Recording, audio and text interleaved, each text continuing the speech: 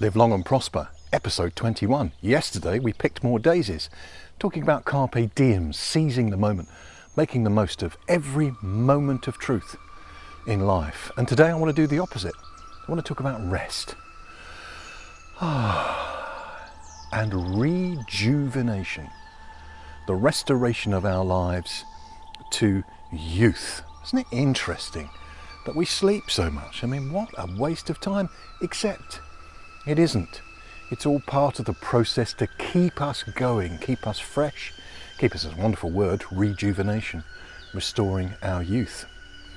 I'm recording this on a Sunday. It's the last day of May in 2020. And part of your 2020 vision needs to be recreation, restoration, rest. In spiritual terms, many religions will talk about a Sabbath. And I find that fascinating, because if you think about the rhythms of life, day and night is a rhythm. The month, the moon cycle is a rhythm. The seasons are a rhythm, and so a year is a rhythm. But there's no rhythm to the week. And when many of our societies were committed to a more Christian or Judaistic view of the world, there was a rhythm enforced upon us called the Sabbath, which gave us a week. Now, I'm hoping this video will stand for many years. Just to remind you, this is being recorded during the time of lockdown. It's being eased a bit now, but we've had months when there's been no clear rhythm to our week, and I think the consequences have been quite dire. And when they brought in Sunday trading rules, I think civilization took a step backwards, because when we had a regular Sabbath, forget the spiritual bit from it, just a day off each week that we all shared, we had an opportunity to spend time together, or get bored spending time together. So what am I saying? I'm saying you need a day off, not a weekend. A weekend's lovely, but you do need a day off, a different day, a significant day, each and every week, whether or not you share spiritual values with other religions of the world. I mean, even from a humanistic, biological point of view, that rejuvenation opportunity is just wonderful.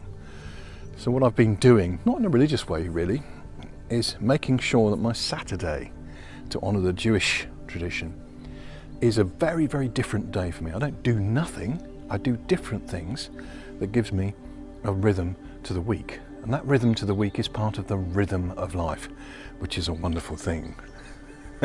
So let's think about that when we come to time management, which will be part of this series as well.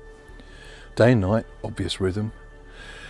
The month, the moon, obvious rhythm.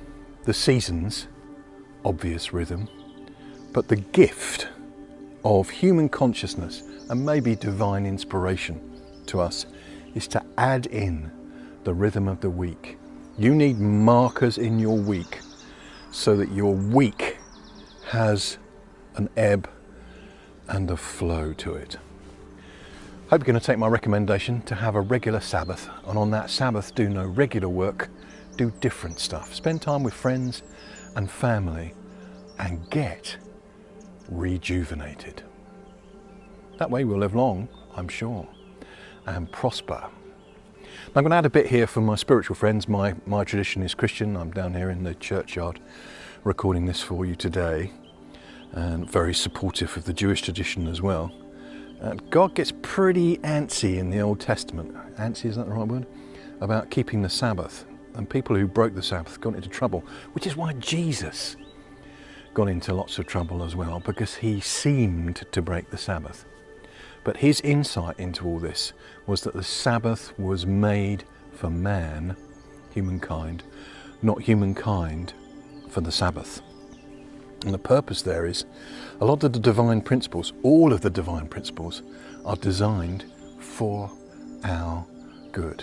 So take a leaf out of God's good book and have a day off each week. Don't need a weekend, you need one day that's a different day. Not only will it help you rejuvenate, it will help you get a rhythm to your week that will boost your productivity. Live long and prosper. Love always finds the answer, and I love a day off.